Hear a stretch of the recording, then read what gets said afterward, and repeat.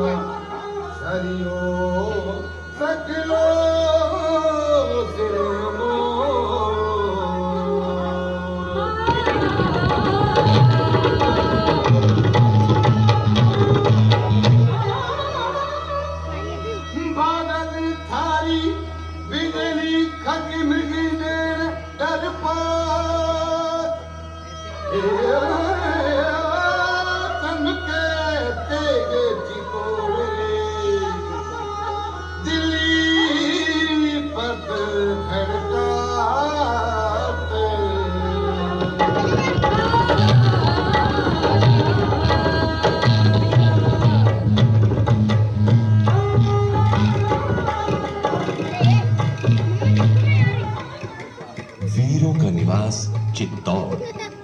यहाँ लोहे की धार और आग के अक्षरों से लिखी गई हैं बहादुरी, त्याग और बलिदान की अमर कहानियां, जिनका बखान कवियों और चारणों ने बार बार दिल खोल कर किया है। पुराने जमाने के उन्हीं कवियों और चारणों का वंशज हूं मैं। आइए आज आपको अपने साथ बीते हुए युगों के सफर पर ले चलूं, जो इस गौरव गाथा की साक्षी है।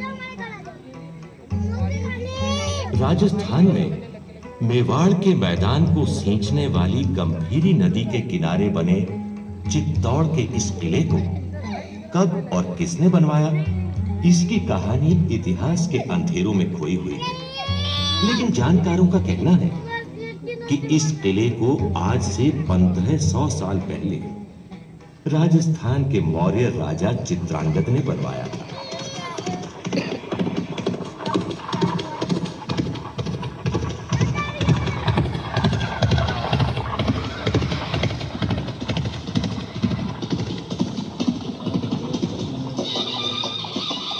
महाराज चित्रांगद की जय हो।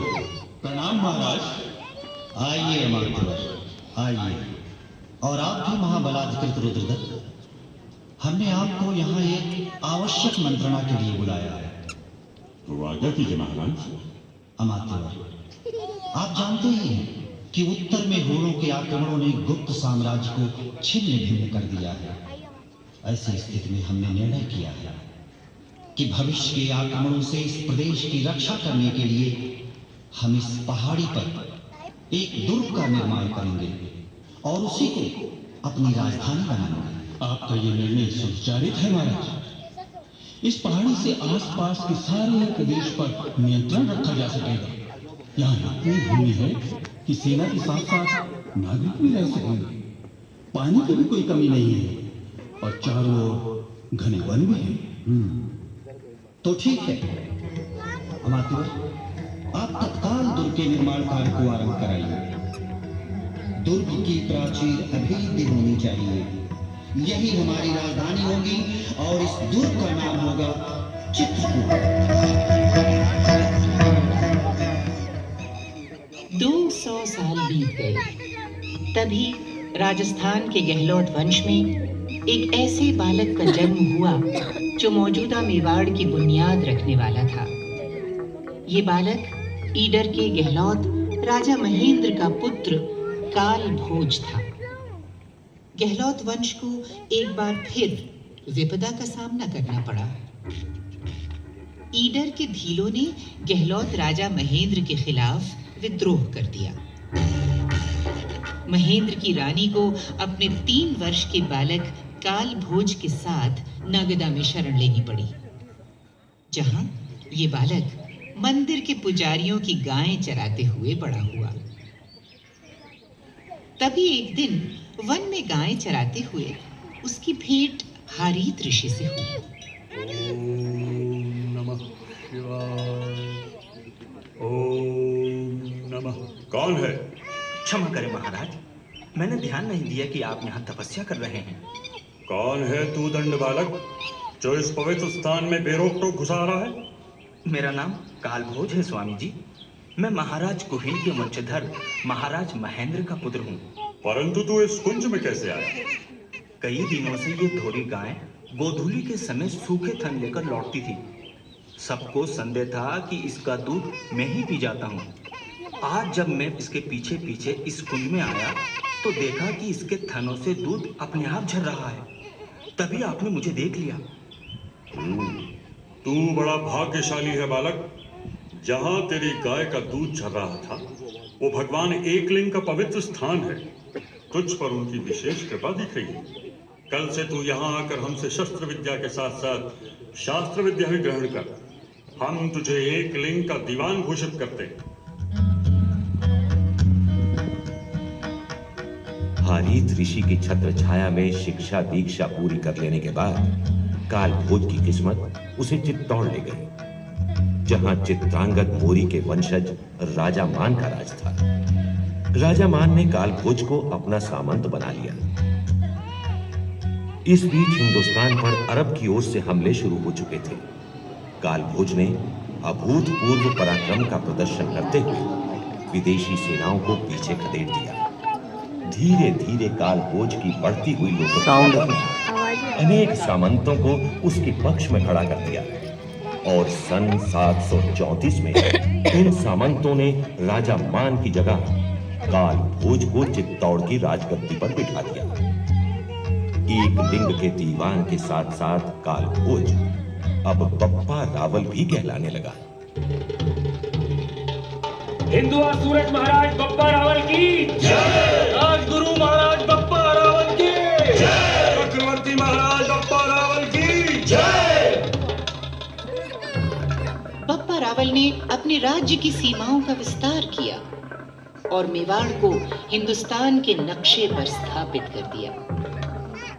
आज तक बप्पा रावल का नाम समूचे राजपूताने में बड़े सम्मान से लिया जाता है।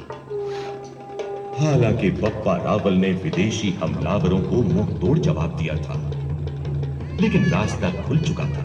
मेवाड़ के राजा जान की बाजी लगाकर अपनी आन बान शान का झंडा बुलंद रखते रहे।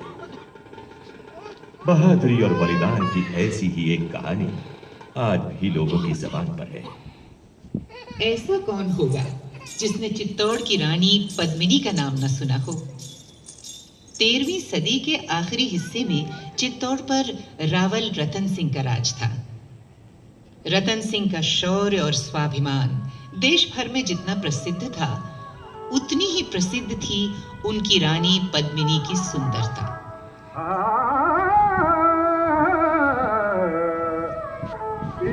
दीप पद्मनी रानी रतन सिंह की तोड़ गई अलाउद्दीन दिल्ली सुल्तान रागू सीतन की बखानो तू न सही गई देखा जाए हिंदू तुर्की बड़ी लड़ाई।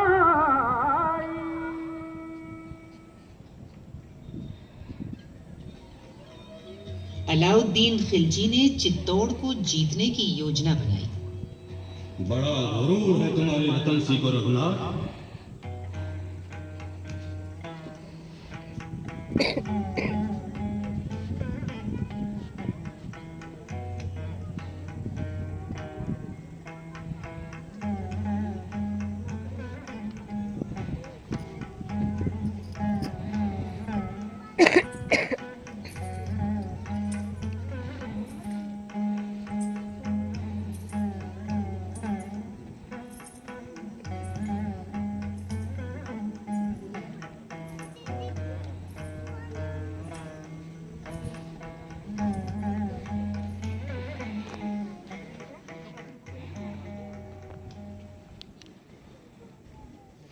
मलिक कपूर, चित्तौड़ के खिलाफ मुहिम की तैयारी कीजिए।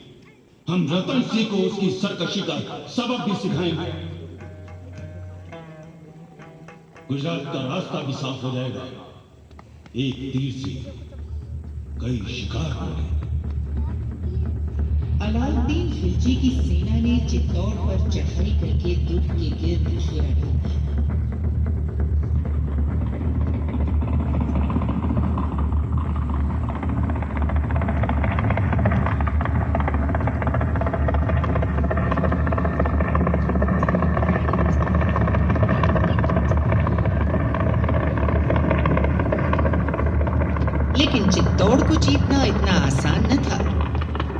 अंत में सुल्तान ने रावल रतन सिंह को एक संदेश भेजा।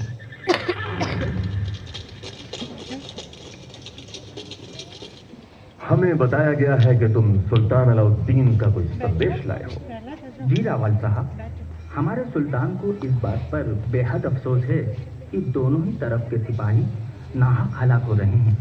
इसलिए सिकंदर सानी आफ्ताब जमा सुल्तान अलाउद्दीन ने पैगाम भेजा है कि वो अपने चंद अहलकारों के साथ बातचीत के लिए आपके किले में आने की ख्वाहिश रखते हैं।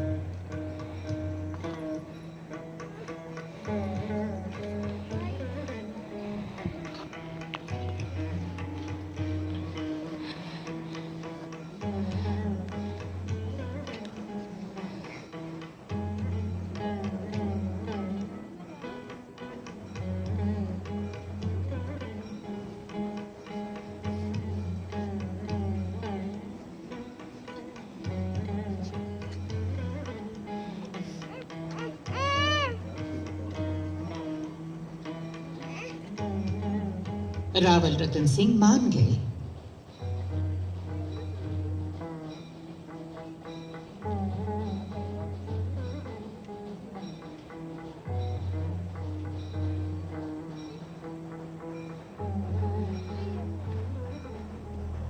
आपने हमें अपना मुरीद बना लिया है रावल साहब। हम भी आपके प्रेम भरे व्यवहार से बहुत प्रभावित हुए हैं सुल्तान। ये तो आपकी मेहरबानी और जरा नवाजी है रावल रतन सिंह। आपकी शान शौकत और खातिरदारी ने हमें जीत लिया है। अब हम इजाजत चाहते हैं। आइए, दरवाजे के बाहर तक आकर हमें रुखसत कीजिए। ये तो हमारा कर्तव्य है सुल्तान। चलिए, लीजिए, हम किले के बाहर तक आ गए हैं। आपका डेरा भी सामने है। अब हमें विदा दीजिए। हम विदा देने नहीं, विदा कराने आए हैं रावल रतन सिंह। सिपाहियों, गिरफ्तार कर लो रावल साहब को और ले चलो हमारी छावनी में। धोखा, धोखा।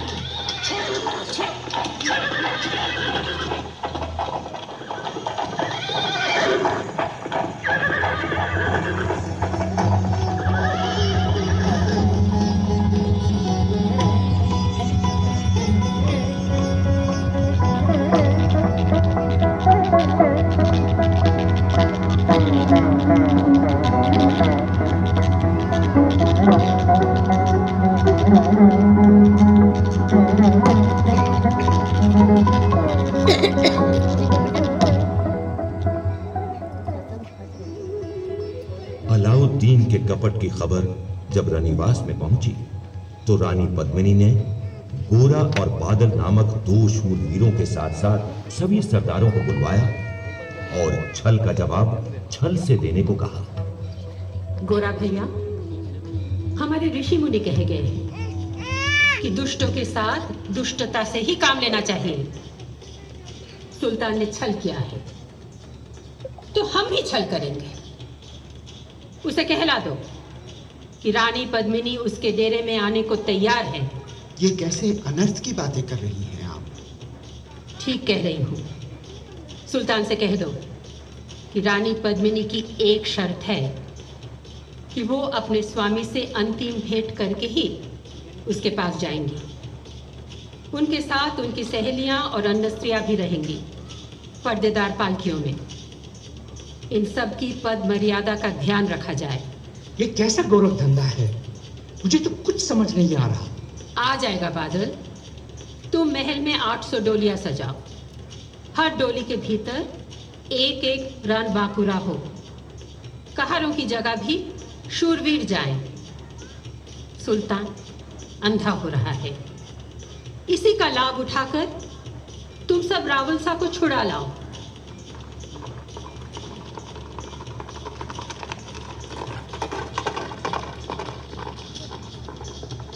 गोरा और बादल ने इसी चाल से काम लेकर रावल रतन सिंह को छुड़ा लिया। जब तक अलाउद्दीन को पता चलता, रावल रतन सिंह बादल के साथ दुर्ग के भीतर पहुंच चुके थे। पीछे की कमान गोरा ने संभाली। भारी मार काट शुरू हो गई। अरे उधर नहीं है। अलाउद्दीन की फौज रतन सिंह का पीछा करते करते किले के सिंह द्वार तक आ पहुंचे। कोई रास्ता न देखकर रतन सिंह ने साका करने का फैसला किया। रानी पद्मिनी ने किले की सारी औरतों के साथ जौहर रचाया।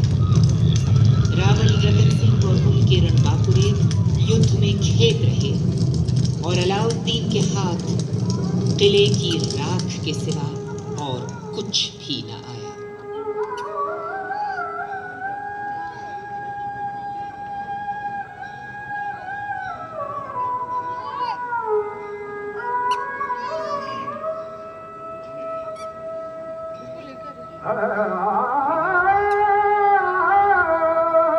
तुम्हारी बाई सब तेरी कुर्सी बड़े संग्राम बादशाह चूकी तो भाई इस्लाम।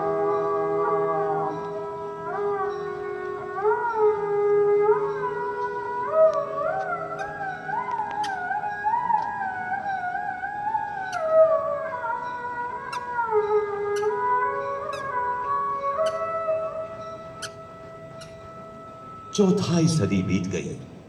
इस बीच मेवाड़ के बाहर और भीतर अनेक घटनाएं घट रही थीं, जिनका असर चित्तौड़ की राजगद्दी पर बैठे राणाओं पर पड़ रहा था।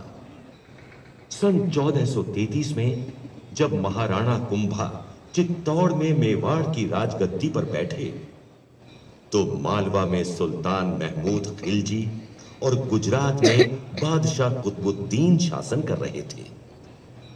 महाराणा कुंभा अपने समय के अत्यंत प्रतापी शासक थे।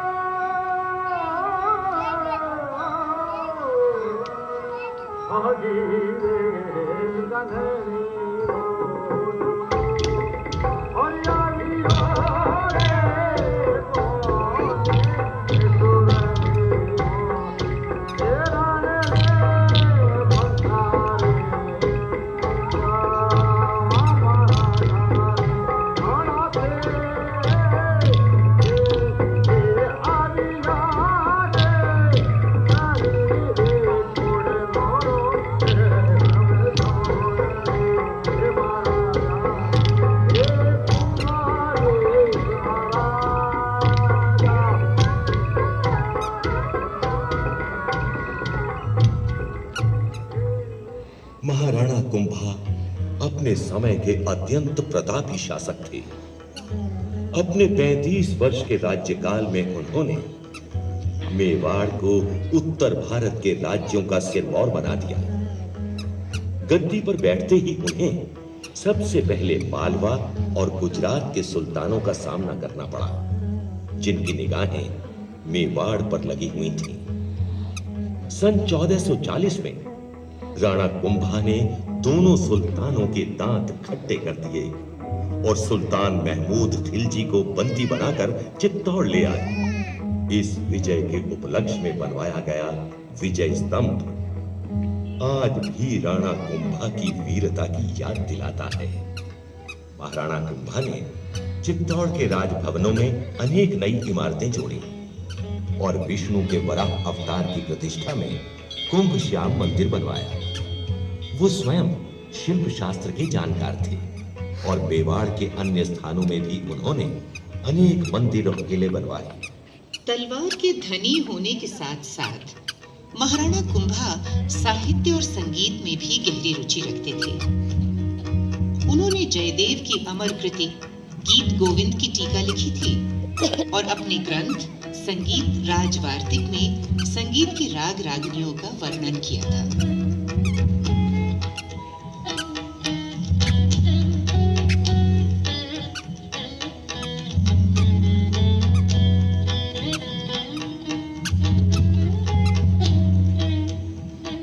वाह वाह, अति सुंदर। ये राग हमें बहुत पसंद आया। इसका भी वर्णन हम अपने ग्रंथ संगीत राज में करें। जोहार अन्नदाता। आइए आइए वीरमदेव जी, पधारिए। महाराज, कई दिनों से आप एक पद दोहराते थे जो कोई पूरा नहीं कर पा रहा था। हाँ, वो पद है कामधेनु तांडव करिए। ये मेरे एक संबंधी है महाराज, ये उसे पूरा करने का बीड़ा उठाना चाहते हैं। तो देर कैसी? जद धर पर जोवती दीठ नागोर धरंती, गायत्री संग्रहण देख मन माही डरंती। सुर कोटि 33 आण निरंता चारो, नहीं चरण पीवंत नह करती हंकारो। कुंभण राण हणिया कलम आजस उर डर उतरिए, तिण दीह द्वार शंकर तनय कामधेनु तांडव करिए। वाह वाह वाह वाह वाह, हम बहुत प्रसन्न हुए। परंतु तुम राजपूत नहीं हो युवक, तुम निश्चय ही चारण हो। कहो क्या चाहते हो? हुकुम, आपने चारणों से अप्रसन्न हो उन्हें देश निकाला दे दिया है। अगर आप प्रसन्न हुए हैं तो अपना आदेश वापस ले लें। ठीक है, जाओ अपने भाई बंधुओं से कह दो कि वो फिर मेवाड़ में बस सकते हैं।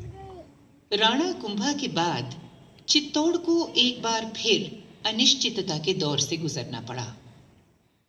राजगद्दी के लिए उनके वंशजों के बीच खींचातानी होती रही।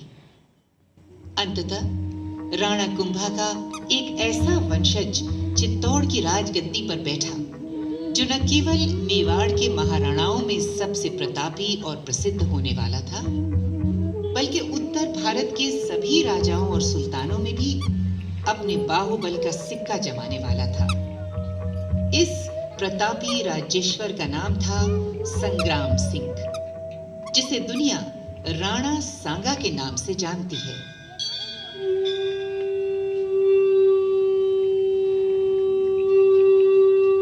स्वस्ति नः इंद्रो वृद्धश्रवाः, स्वस्ति नः पूषा विष्णुवेदाः, स्वस्ति नस्ताक्षो अरिष्टनेमिः, स्वस्ति नो बृहस्पतिर्दधातु। ओम शांति शांति शांति। मेवाड़ की गद्दी पर बैठते ही राणा सांगा ने अपने राज्य को संगठित करना शुरू कर दिया। तभी हिंदुस्तान के इतिहास ने एक बार फिर करवट ली। इस बार का परिवर्तन युगांतरकारी साबित होने वाला था। सन 1526 में सुदूर पानीपत के मैदान से एक ऐसी खबर राणा सांगा के दरबार में पहुंची जिससे आने वाले तूफान का पता चलता था। नवाब हसन खां मेवाती, ये तो सचमुच अचरज में डालने वाली खबर है। खबर हैरत अंगेज ही नहीं है राणा साहब, परेशान कर देने वाली भी है। राणा साहब, इसे अंदाजा था कि इतनी बड़ी बादशाही फौज को पानीपत के मैदान में बाबर की छोटी सी फौज से शिकस्त खानी पड़ेगी। बादशाह इब्राहिम लोदी कहाँ है? वो मैदानी जंग में शहीद हुए, इसीलिए तो बाबर के हौसले इतने बुलंद हैं। इन घटनाओं के पीछे हमें भारी संकट की आहट सुनाई दे रही है नवाब साहब। यही वजह है कि सभी अफगान सुल्तानों ने आपके हाथ मजबूत करने का फैसला किया है और मुझे आपके पास भेजा है। ठीक है, हमें स्वीकार है। जैसे हम बादशाह इब्राहिम लोदी से नहीं डरे, वैसे ही बाबर से भी नहीं डरेंगे। नतीजा साफ था। पानीपत की लड़ाई के 11 महीने बाद खनवा के मैदान पर राणा सांगा बाबर का मुकाबला करने आ पहुंचे। जब बाबर ने खनवा पहुंचकर मोर्चेबंदी की तो राणा सांगा की फौज देखकर बाबर के सैनिक हिम्मत हार बैठे। कहते हैं कि ऐसी विकट परिस्थिति में बाबर ने सभी सिपाह सलारों को बुलाकर जोश दिलाया। मेरे जाबाज सरदारों और सिपाहियों, हर शख्स जो दुनिया के सराय में आता है उसे आखिरकार रुखसत होना ही पड़ता है। उस दिले की बदनामी से दागदार जिंदगी जीने की बनस्बत बहादुरी की शौहरत से दमकती मौत अजीम कर है। इस जंग में हम मरेंगे तो शहीद होंगे और जीतेंगे तो गाजी कहलाएंगे। अल्लाहू अकबर। 16 मार्च सन 1527 को राणा सांगा की सेना ने बाबर की फौज पर हमला कर दिया। राणा सांगा और उनके वीरों ने बेमिसाल बहादुरी दिखलाई और मैदान को खून से रंग दिया। मगर तभी राणा सांगा बुरी तरह घायल होकर बेहोश हो गए। उनके सरदार उन्हें उठाकर मैदान के बाहर ले गए। इसी समय रायसेन के राजा तंवर सलहदी अपनी सेना के साथ बाबर से जा मिला और इस तरह बाबर की फतह हुई। लड़ाई के बारे में बाबर ने अपनी आत्मकथा में लिखा, लड़ाई ऐसी हुई कि कौन हारा और कौन जीता, किसने वार किया और किसको लगा, इसकी पहचान जाती रही। मैंने अपना शहीद होना ठान लिया था, लेकिन खुदा का शुक्र है कि गाजी बनकर जीता रहा। इससे पहले कि राणा सांगा इस हार का बदला ले पाते, उनकी मृत्यु हो गई। लेकिन खनवा की लड़ाई में उन्होंने बाबर की ताकत को ऐसी चोट पहुंचाई कि फतह के बावजूद वो मेवाड़ की तरफ हाथ नहीं बढ़ा पाया।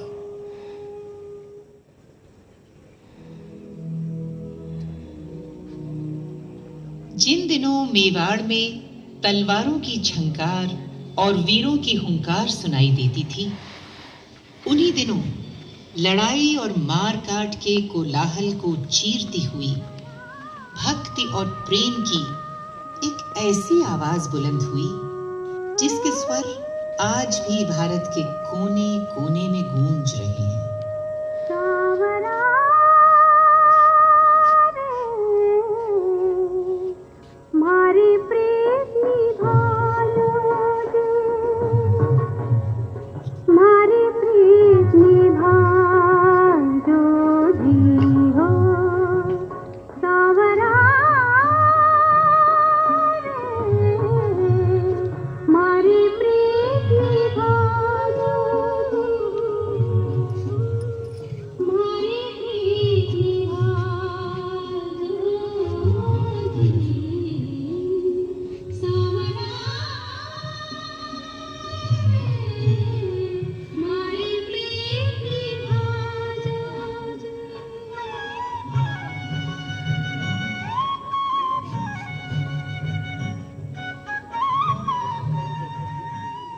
ये आवाज थी मेड़ता की राजकुमारी मीरा की, जिनका विवाह राणा सांगा के बड़े बेटे भोजराज से हुआ था।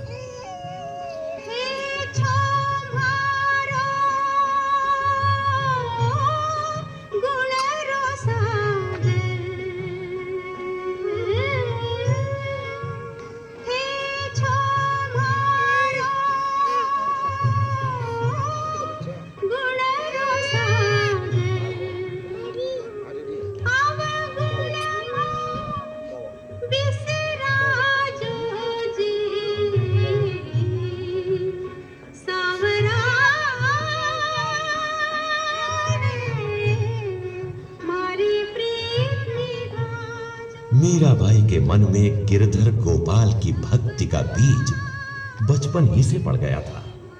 कहते हैं कि जब वो बच्ची थी, उन्होंने महल के झरोखे में खड़े होकर एक बारात को जाते देखा।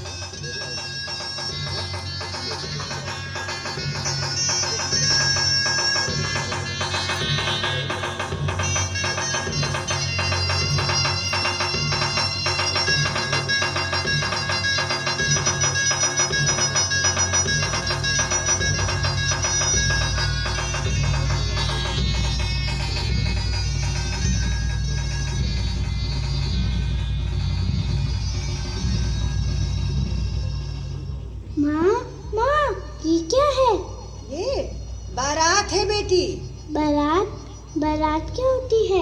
दूल्हा जब अपने लिए दुल्हन लाने जाता है तो उसे बारात कहते हैं। दुल्हन? हाँ, दुल्हन। जब लड़की का ब्याह होता है तो वो दुल्हन बनती है और उसका दूल्हा उसे ब्याह ले जाता है। क्या मेरा भी ब्याह होगा माँ? हाँ, तेरा भी ब्याह होगा। तो मेरा दूल्हा कहाँ है माँ? तेरा दूल्हा? वो उधर देख, वो मंदिर में। वो तो गिरधर गोपाल है माँ। हाँ, वो गिरधर गोपाल ही तेरा दूल्हा है। बस मीरा के मन में गांठ बंध गई और गठजोड़ हो गया। मीरा कृष्ण के रंग में ऐसी रंगी कि नित नए गीत रचकर अपने गिरधर गोपाल के गुण गाने लगी। मारारी गिरधर गोपाल, मारारी गिरधर गोपाल, दूसरा न कोया। मारारी गिरधर गोपाल, दूसरा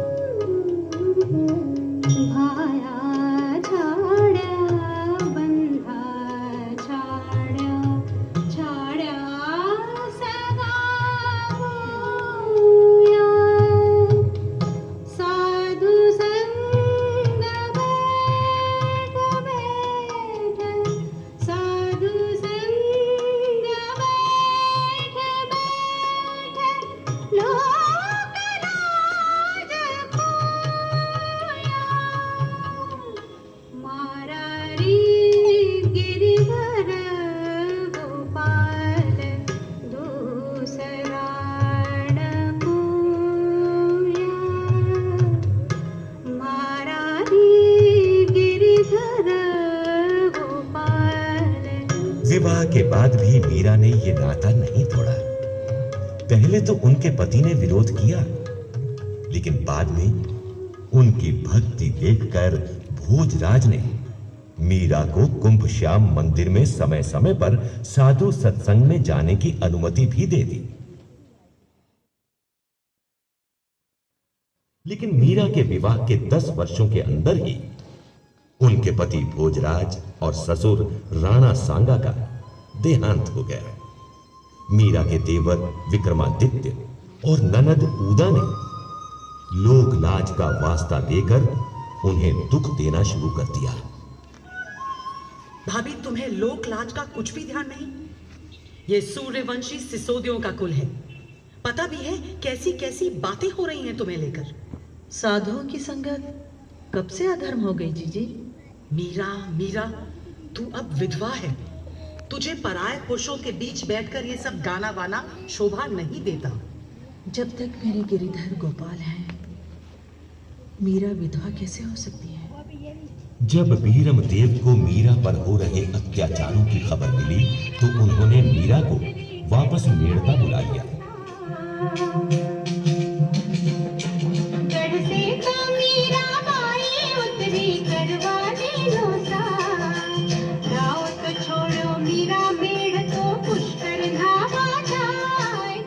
लेकिन मीरा का मन महलों से उजड़ चुका था।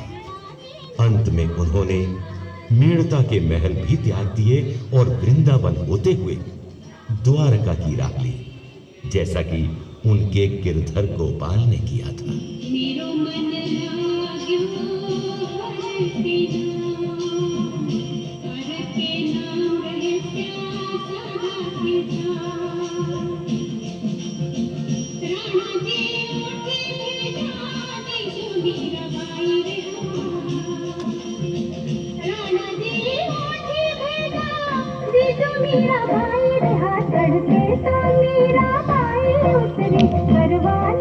लोगों का मानना है कि मीरा के जाने के साथ ही चित्तौड़ की किस्मत भी साथ छोड़ गई।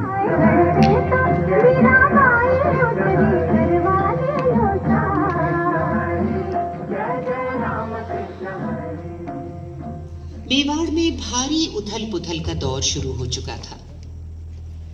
राणा सांगा के बाद उनके मंझले बेटे विक्रमादित्य ने गद्दी संभाली, लेकिन राणा विक्रमादित्य को राजकाज की समझ नहीं थी।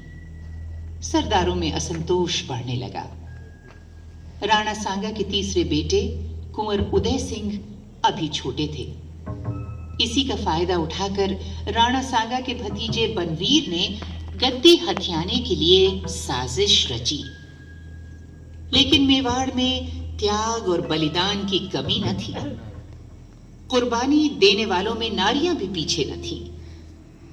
ऐसी ही एक वीर नारी थी छोटे कुंवर उदय सिंह की धाय पन्ना।